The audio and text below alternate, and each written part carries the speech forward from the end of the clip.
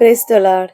இன்றைய மன்னா யோசுவா புஸ்தகத்தில் ஃபர்ஸ்ட் அதிகாரத்தில் 9வது வசனம்.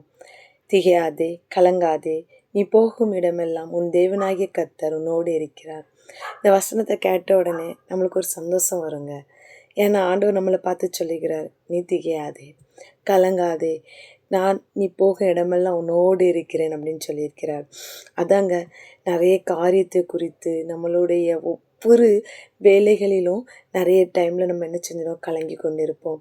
நிறைய பேருக்கு வேலைங்கிறதே ஒரு பெரிய பயத்தை உருவாக்கும். எந்த நேரத்தில் என்ன நடக்குமோன்னுட்டு.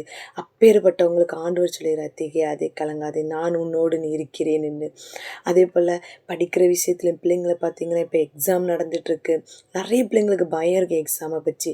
அவங்கள பார்த்து ஆண்டவர் சொல்லுகிறார், திகையாதே, கவலைப்படாத, நான் உன்னோடு இருக்கிறேன். அது நிறைய காரியங்கள் நம்மளுடைய வாழ்க்கையில் எடுத்துக்கிட்டோம்னா ஒவ்வொரு காரியத்திலும் நம்மளுக்கு பயம் இருக்குது. அந்த பயத்துலேயும் ஆண்டவர் சொல்ல, நான் உன்னோடு இருக்கிறேன். இன்றைக்கி ஆண்டவர் உங்களை பார்த்து சொல்லுகிறாருங்க. நீங்கள் எந்த விஷயத்தை கொண்டு நீங்கள் கவலைப்படுதீங்களோ, எந்த ஒரு காரியத்தை எனக்கு நடக்காது, இந்த காரியம் எனக்கு இப்படி நடந்தால் இப்படி தான் ஆகும்னு கவலைப்படுறீங்களோ, அந்த காரியத்தை குறித்து ஆண்டவர் சொல்ல, திகையாதே, நான் உன்னோடு இருக்கிறேன்.